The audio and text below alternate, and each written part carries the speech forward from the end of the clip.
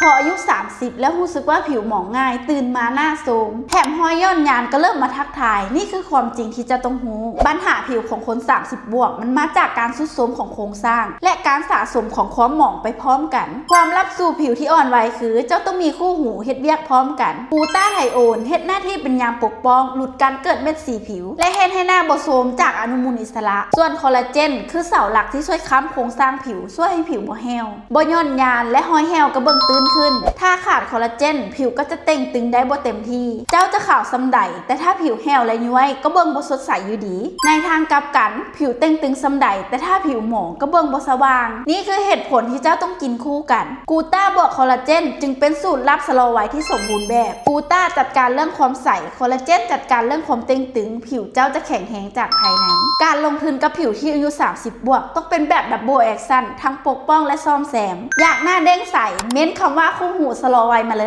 ย